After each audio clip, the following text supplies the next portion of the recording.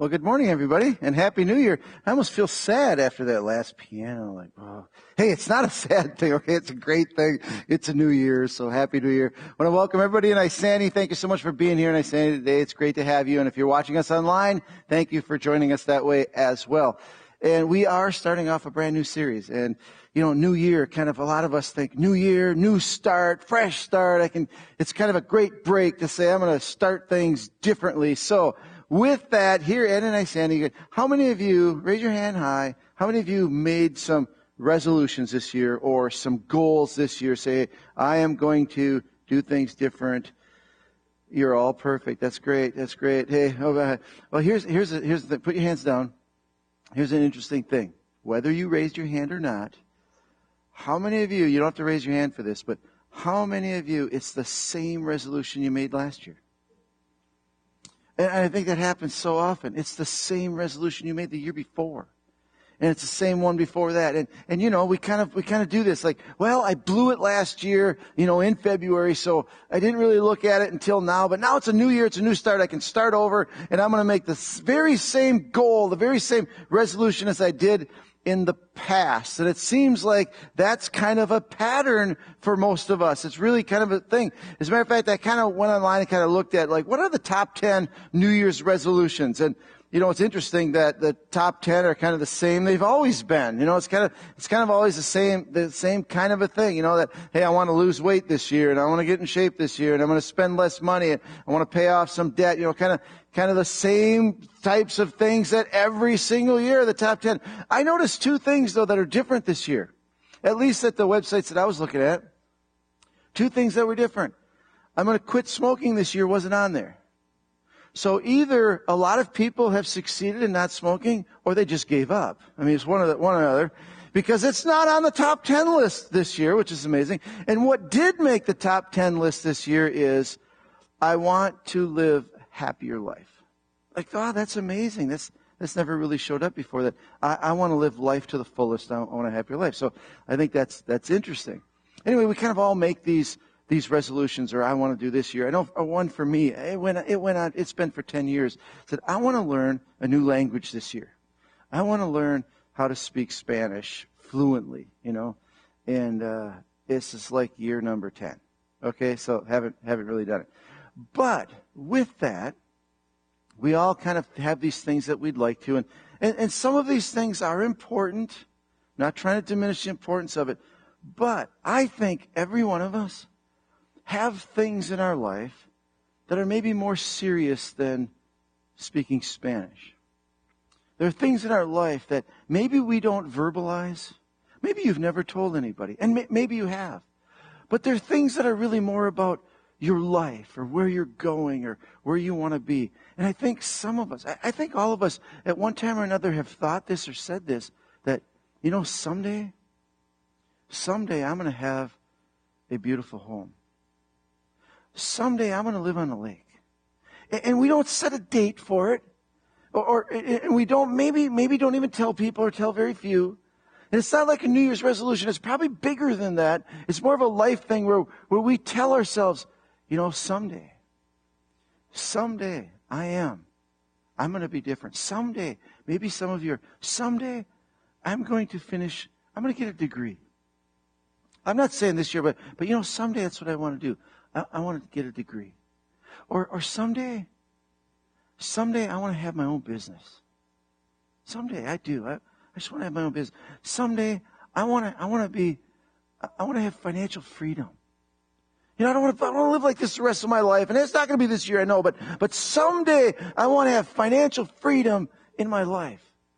Or someday I want to, no, not want to, someday I'm going to resolve the conflict between my parents and I. Someday I'm going to call my brother. Someday I'm going to restore that relationship. Someday, not this year, not setting a date, but I know this. It's something in my life that someday I want to be married. Someday I want to have a great marriage. Or someday I want to make sure, that this is really important to me, that someday I want to have this relationship with my adult children that is so good. Someday. And you know what? Every one of us probably have one of those. And while I'm talking for the next few minutes, I want you to really think about, what's your someday? What is it that's valuable in your life? And, for some of you, it could be, especially a lot of you younger families, you could really be thinking, someday, I got young kids now, but someday I want my kids to be responsible, successful leaders. For some of you here, I don't know what yours is, but as I'm talking, try to think about, what is that thing that's really valuable to you? That it's not a New Year's resolution, but it's someday my life's going to be different than this. Someday I am going to be happier. Whatever that is. Because here's a sad thing. I mean, this is just a sad state of affair for all of us, or for most people, not everyone. And that is that someday never comes. For so many people, someday never comes. It's just a wish. It's just a dream out there. But it never really happens. I have an uncle.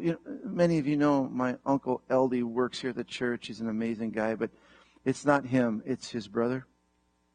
And I mean, this guy, I've been around him pretty much growing up my whole life. And I'll tell you what, this is a man. His name is Chuck. And this guy, he can do anything. He has so many talents and so many skills. He can fabricate things. He's smart. The guy's just a brilliantly amazing man. And all the time growing up, he had these incredible dreams, and he was going to start his own business. He was going to, invent something that's going to just change the world. And I remember a lot of times, because I'm into elk hunting and things like that, and he would talk about, and he'd always say this, someday I'm going out there with you guys. Someday I'm going to bring my horses, and someday we're going to have a camp, and, someday I'm going to have this big company, and someday. My Uncle Chuck is in his mid-80s. He's pretty much housebound. And someday never came for all those dreams. I mean, it's unfortunate that for so many people, someday never comes. And you think, why? Why does that happen? How come? I mean, think about it. Why do so many people go through their life with these incredible things that are serious? They want these things in their life, and it's almost defining as valuables to them, and yet it never happens. How come it never happens? Not for everybody, but so often. Why doesn't it? Is it because it's not really a desire? Is it because it's not really important to them? And I think sometimes we think, well, if it was important enough to you, you would do it. But you know what? I'm not sure that that's it. Maybe some, but that's not always it. It's not valuable enough. No, I don't think that. I think sometimes it is valuable enough. Sometimes it is a strong enough desire, but yet it still doesn't happen. Is it because we're too lazy to do the things that we know we need to do? I don't know. Maybe in your case, I don't know. But most of us, I know many of you, you are not lazy people. I mean, you were, the other day, I'm not a fisherman. I was up at Leah and Mike's cabin, and my daughter Leah's husband, Mike, this guy gets up early in the morning. He gets all dressed up. It's freezing cold out. He goes out on a lake, drills a hole in the ice, and stands out there and fishes. And I'm thinking, that takes a lot of work. There's no way I would do that. I mean, you think about the stuff we do. We are not lazy people. That's not what it is, lazy. Or is it because, maybe it's this. Maybe it's because we just don't have time to do those things that we think someday. Is that it? Don't have the time? I doubt it. I mean, we have time to do what we want to do. I mean, all of us are busy. We do a lot of stuff. I'm not sure that that's the problem either. Why do so many people go by and someday never happens in their life? Why? And I think that this could be the key, and just ponder this. And I think it could be this, because even though these things are very important to us, they're valuable. This is where we switch. Okay. Even though these things are important to us, but they're not urgent. Now, I want you to think about this for a second. These somedays, these wishes, these desires that we have are very, very important to us. They really are crucial. We want these someday to be there. But those things aren't very urgent. I mean, you think about most of the some days. I don't have to do it today because someday I'm going to do it. It's not important. I don't need to do it today, but someday it's really important. And here's the thing. The urgent things in our life, I mean, they're urgent. Going to work tomorrow morning, that's urgent. I mean, you have to do that. That's urgent. Getting deadlines done, that's urgent. Picking up the kids from school, that's urgent. Going shopping, that's urgent. All these things, these duties we do in our life, they're not all that important, but they are incredibly urgent. And I think sometimes that the urgent things in our life, the things that, I have to do this today and I have to meet those people and, I got a tea time at 7 o'clock on Saturday, or I'm meeting these people over here. Those things are urgent. They are all time sensitive. We have to do them. And there's so much urgency in our life that the real important things sometimes get pushed out. Because even though we would admit they are important to us, they're core to us. But if we don't do them today, it's not going to change our life that much. They're important. And that's why we say someday. Because the urgency isn't there for today. And here's the deal about urgency, about things being valuable for today and being so urgent, and that is this, that it takes a lot of discipline and a lot of, it takes extra discipline to do things that aren't urgent.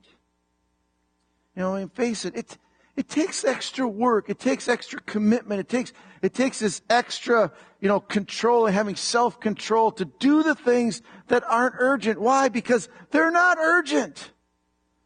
And it takes so much extra effort and energy and resolve and commitment to do things that aren't urgent. And that's where we all are at, where, we have to discipline ourselves and we have to have enough discipline. We have to work hard enough to do the things that aren't urgent because they're important. The Apostle Paul talked about this, and I think it's just an awesome verse for our life. And he says this, don't you realize that in a race, everyone runs, but only one person gets the prize? And here's the key. So run to win. And obviously this is just an analogy. He's not talking about a sporting event. He's talking about life. And he's just using this as an analogy to say, don't you realize that everyone lives life? Everyone lives. Everyone does what's urgent in their life. Everybody does that. But not everybody lives life to win. Not everybody is that focused. And he said, if you're going to live life focused.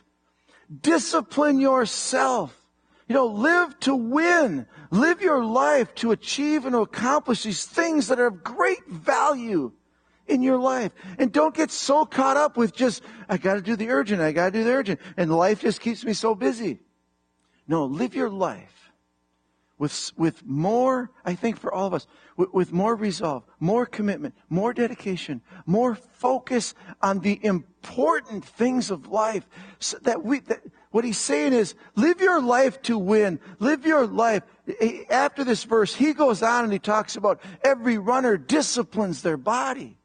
I mean, every athlete goes into strict training and they discipline. And again, he's talking about life. That in life, live your life to win. Have strict discipline. Commit yourself to this. Discipline yourself for this. But disciplining ourselves for the important things in life that aren't urgent is so hard. Because we can do it tomorrow. It's a lot of work. It's painful.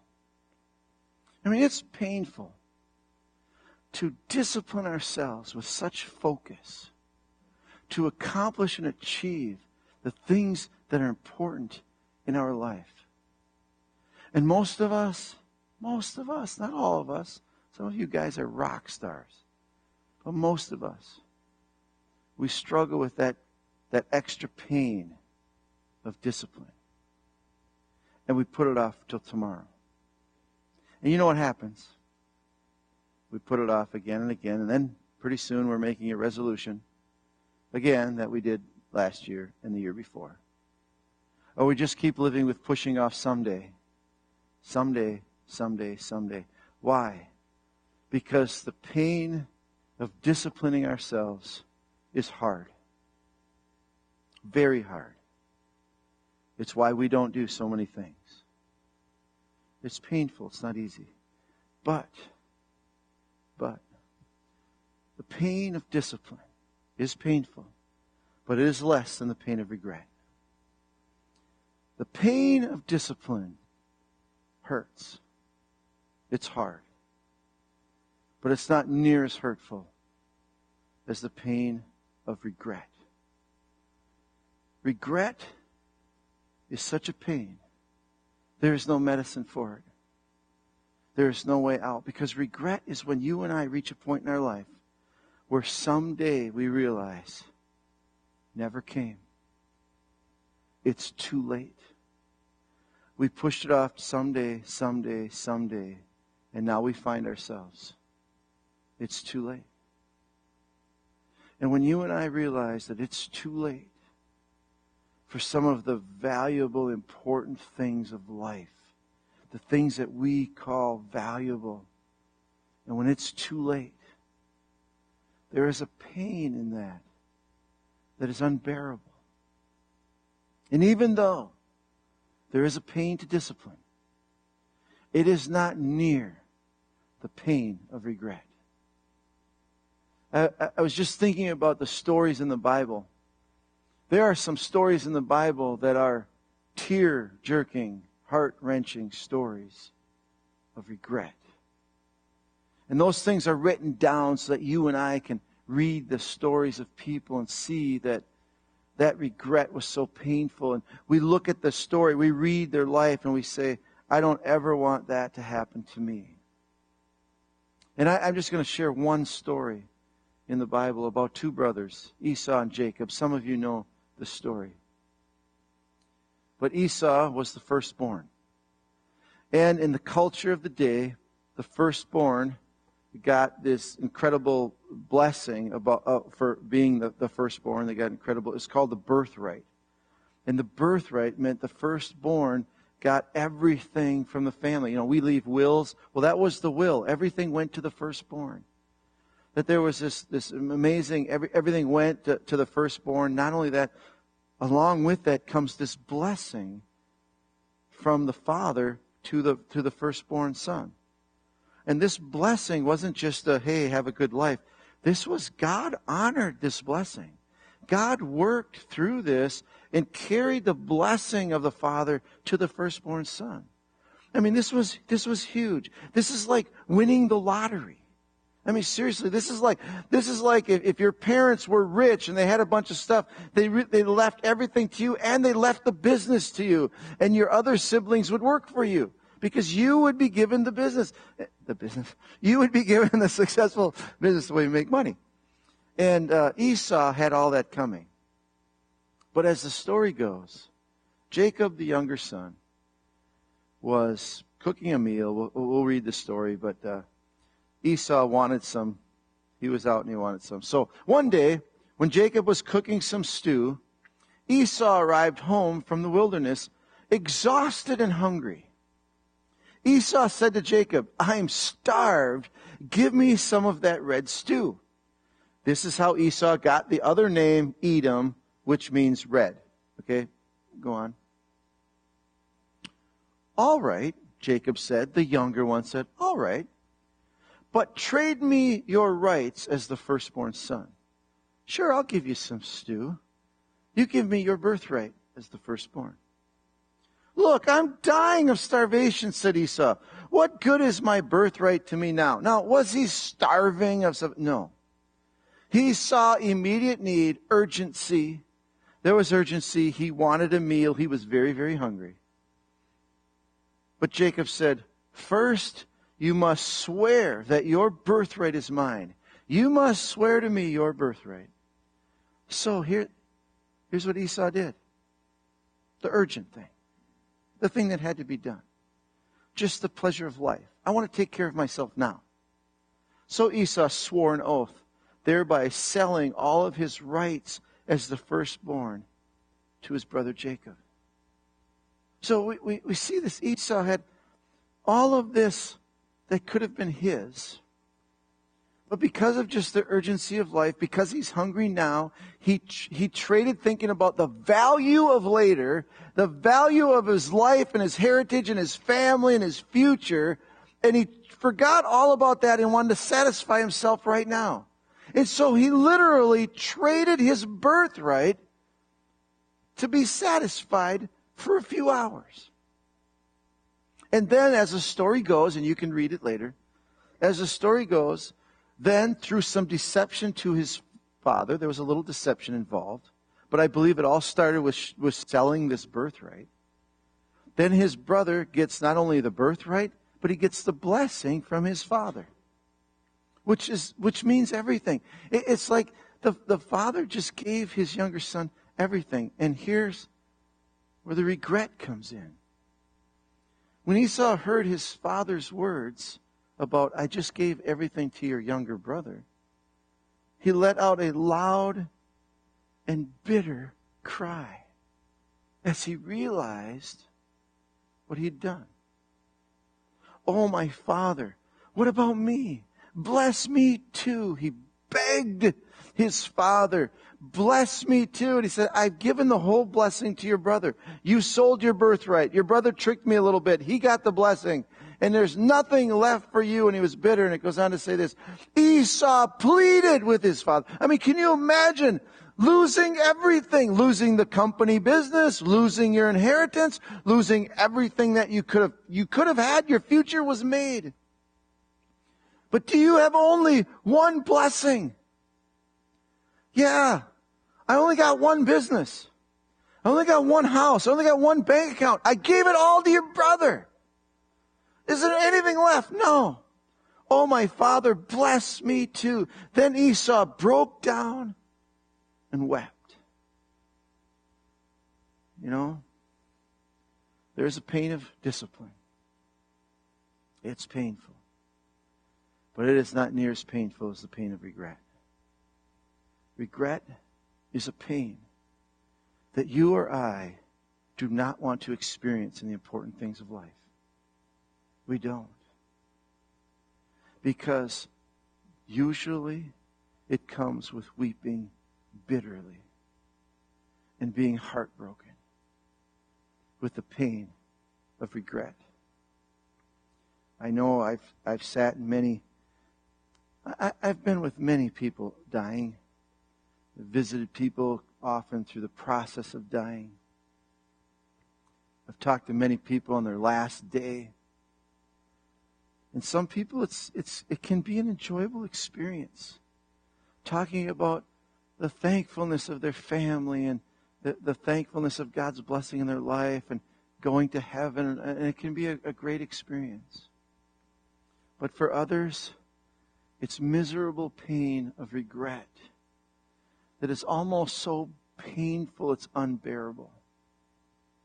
And you and I in our lives, there's time right now that we can avoid the pain of regret in life and not live for someday. Because someday never comes unless we're willing to deal with the pain of discipline and to do the important instead of just the urgent, and make the important a priority in our life so we don't experience the pain of regret. I know I have a couple of regret. I'm not going to tell you the most deepest personal ones, but I know that I so much regret something in my life, and I can't go back. At least, thank God, I can work on it now, but I can't go back and change the past. And I remember when I was when our kids were young. I came from a family of 4 brothers, and I didn't know. I mean, it's not an excuse, but it's a reason. I didn't know how to handle girls I had 2 boys and 2 girls, 2 sons and 2 daughters. The sons I had no problem with. We could shoot guns and go hunting and race dirt bikes, and I had no problem with that. But my two daughters, I just didn't know how to connect. I didn't know how to. I didn't know how to show them I love them. And to this day, I have a great relationship with my two daughters. But I do know this. I wish so bad I would have learned how to connect.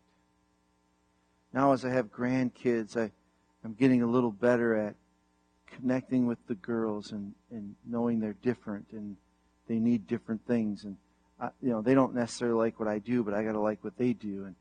And I'm enjoying that. And as I look at my two daughters who are now in their 30s and one's approaching 40, I think. No? How old are you? 35. Oh, that's not approaching 40. I can't tell you how much I want to make up for the past. But you know what? That confuses relationships. You can't make up for the past. I can have a relationship, an adult relationship with them now, which I'm really working on. But the regret, when they were growing up, I can't go back and connect with them as little girls and help them grow and be that male figure in their life. And I just didn't know how to do it. I didn't take the time to learn how to do it. Regret is way more painful than discipline. And I want to leave you with this. Whatever is valuable in your life, it may not be urgent at all. But the valuable things in your life, the things that you're telling yourself, someday,